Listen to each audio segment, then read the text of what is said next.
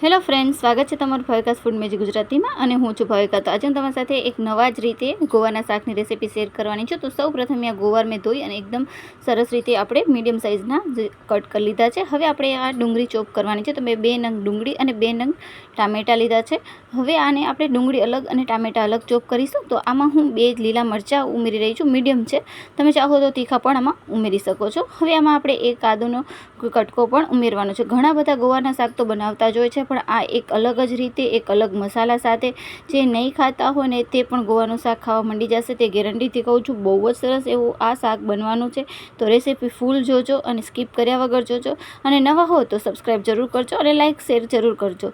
તો આ રીતે આપણે 1 ઇંચ જેટલો ટુકડો આદુનો લેવાનો છે. આ બધાને એકદમ સરસ રીતે આપણે ચોપ કરી લેશું.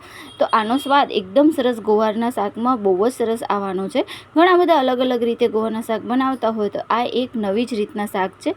તો તમે જરૂર ટ્રાય કરજો. તો હવે આ એકદમ સરસ રીતે આપણે ચોપ કરી લેશું. તો તમે જોઈ શકો છો, એકદમ સરસ એવા ટામેટા પણ આપણા ચોપ થઈ ગયા છે. તો હવે આપણે લસણની ચટણી બનાવવાની છે. તો તેનો આપણે જેનો વઘાર કરવા માટે તો અહીંયા મેં લસણ લીધું છે. હવે લસણમાં આપણે આખું જીરું ઉમેરવાનું છે. તો તમે ચાહો તો જે આપણે લસણની ચટણી તૈયાર હોય તો તે પણ તમે લઈ શકો છો. તો આ ચટણીમાં આપણે પહેલાં લસણ લઈશું. હવે એમાં સ્વાદ પ્રમાણે મીઠું ઉમેરી દઈશું અને આપણે 1 ચમચી જેટલું જીરું ઉમેરવાનું છે. અને આ ચટણી તમે બનાવીને રાખો તો સ્ટોર પણ કરી શકો છો. તે સૂકી ચટણી તમે જો સ્ટોર કરવી હોય તો તમે એમાં પાણી નહીં ઉમેરતા, એકદમ સરસ રીતે આપણે લસણ આપણે એકદમ સરસ રીતે મેશ કરી દેવાનો છે. જેનાથી તે આપણું મરચું ને બધું મિક્સ કરીશું તે કોરી ચટણી તૈયાર થશે.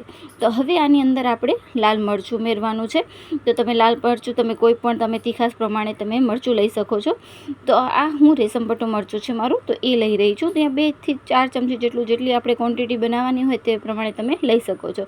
થોડુંક આપણે ધાણા પાવડર ઉમેરીશું અને થોડીક ચપટી જેટલી હિંગ ઉમેરીશું. અને આને એકદમ સરસ રીતે બધાને મિક્સ કરી અને આપણે વાટવાનું છે. તો આ ચટણી તૈયાર થઈ જશે. આ તો અત્યારે મારે શાક માટે બનાવી રહ્યું છે. થોડુંક હું પાણી આમાં ઉમેરીશ. તો તમે જોઈ શકો છો, એકદમ સરસ રીતે ખાંડી લેશું. પણ હું આને અધકચરા જ લસણ રાખી રહ્યું છું. તેનાથી સ્વાદ બહુ જ સરસ આવે છે. જો એકદમ આપણે ક્રશ કરી નાખશું તો પણ આમ ખાવામાં મજા નથી આવતી. તો હું આ ચટણી ખાવા માટે અને વઘાર માટે બંને માટે કરું છું. તો અત્યારે હું આ વઘાર માટે કરી રહી છું. તો આ રીતની ચટણી આપણી તૈયાર થઈ ગઈ છે. તો તમે જોઈ શકો છો. હવે આપણે એને કોઈ પણ ટ્રાન્સફર કરી લઈશું વાટકીમાં કે આપણે નાની ડીશમાં. હવે આપણે એને વઘાર કરવાનો છે. તો હવે વઘાર માટે આપણે આ કુકરમાં જ બનાવવાનો છે શાક. તો આપણે આમાં 2 ચમચા જેટલું તેલ લેશું. આ ઘણા લોકો ગોવાર બાફીને પણ વઘાર કરતા હોય છે. હું ડાયરેક્ટ જ બનાવું છું. એવી રીતના પણ તમે પહેલાં ગોવારને છૂટો બાફી અને પછી તમે વઘાર પણ કરી શકો છો. હું આ રીતે કુકરમાં કરી રહી છું. હવે એકદમ સરસ તેલ ગરમ થાય એટલે આપણે એમાં 1 ચમચી જેટલી રાઈ ઉમેરીશું. અને રાઈના દાણા ફૂટે એટલે આપણે એમાં થોડુંક જીરું ઉમેરીશું. તો આમાં થોડુંક જીરાનું પ્રમાણ મેં ઓછું રાખ્યું છે. તમે તમારા ટેસ્ટ મુજબ રાખી શકો છો. હવે આપણે આમાં હિંગ ઉમેરવાની છે. હવે હિંગ એકદમ સરસ એવી આપણે ફૂટી જાય પછી આપણે આમાં જે ચોપ કરેલી ડુંગળી છે તે ઉમેરી દઈશું અને એકદમ સરસ રીતે આપણે એને થોડીક બ્રાઉન થવા દઈશું. તો આનાથી સ્વાદ છે તે શાકનો બમણો થઈ જાય છે. ડુંગળી, લસણ કે ઘણા લોકો ડુંગળી લસણ નથી ખાતા, તે ટમેટાની જે આપણે ચોપ કર્યું હતું તે પણ તમે લઈ શકો છો. તો એનાથી પણ સ્વાદ સારો આવે છે. અને આમાં જે પણ બાળકો પણ ઘણી વખત આના કરની કરતા હોય છે કે ગોવાના શાકની પણ આ રીતે તમે બનાવીને દેજો તો ગેરંટીથી આ શાક બનાવશો તો જરૂરથી બાળકો પણ ખાઈ લેશે. તો હવે આની અંદર આપણે ડુંગળી થોડીક સતળાઈ ગઈ છે, બ્રાઉન થવા લાગી છે. તો આપણે ચોપ કરેલા ટામેટા, મરચાં, જે આદુની પેસ્ટ છે તે આપણે આમાં ઉમેરી દઈશું અને એકદમ સરસ રીતે મિક્સ કરી લઈશું. હવે થોડાક આપણે ટામેટાને ચડવા દેવાના છે. તો ટામેટા ચડે પછી આપણે અંદર મસાલો કરવાનો છે. થોડીક વાર 5 થી 7 મિનિટ જેટલું આપણે એને એકદમ સરસ રીતે સળસળવા દઈશું, જેથી આપણું ટામેટા છે તે કાચાશ રહે નહીં તે માટે. પછી આપણે એનામાં મસાલા કરીશું. તો અને ક્યાંથી તમે જોવો છો પ્લીઝ મને કમેન્ટમાં જણાવજો, તો મને પણ ખબર પડે અને મારો પણ ઉત્સાહ થાય કે તમે કયા ગામથી જોવો છો. તો જરૂરથી જોજો. અને મારા બધા વિડીયોમાં તમે નવા હો તો તમે સબસ્ક્રાઈબ કરવાનું ના ભૂલતા અને વિડીયો ગમે તો લાઇક જરૂર કરજો.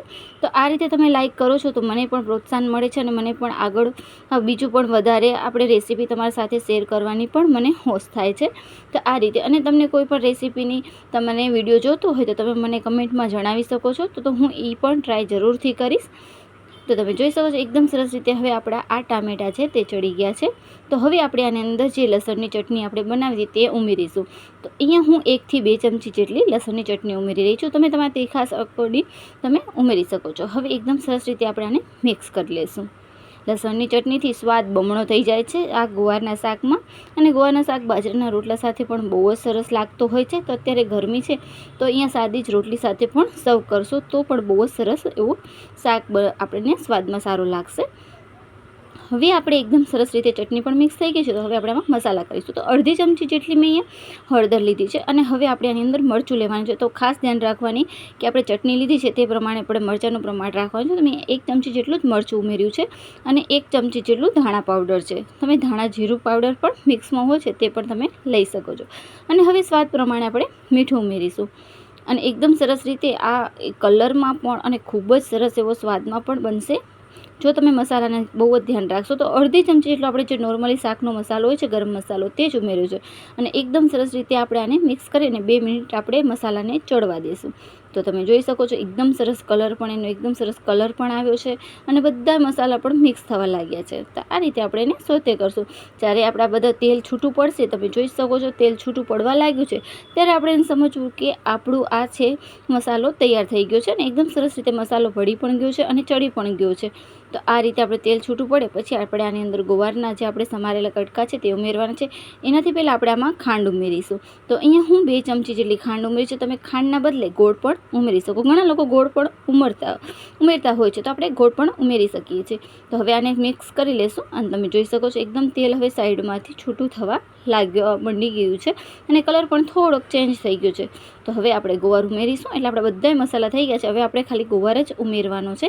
તો હવે જે આપણે કટ કરેલા છે આ ધોઈ સાફ કરી અને કટ કરેલો ગુવાર છે. તો તમે આ રીતના મીડિયમ સાઇઝના કટકા કરી લેવાશે. બહુ એકદમ સાવ ઝીણા પણ નહીં એકદમ બહુ મોટા પણ નહીં એવી રીતના આપણે કટકા કરવાના છે.